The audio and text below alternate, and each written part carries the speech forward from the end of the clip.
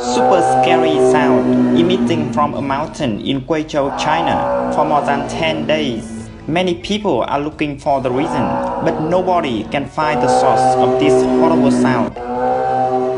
Experts from Beijing also came to do research. However, so far no one knows where the sound came from. Some say this is called earthly dragon sound, warning about some kind of disaster like earthquake, volcano, flood. Some say the Bible also mentioned this sound. This is a signal warning that catastrophe is coming. Many say this is the sound of the people who died under the Chinese Communist Party dictatorship. In the last 70 years, the CCP has killed many innocent people. This is the sound from the hell. The gate of the hell is opening to pull the CCP down.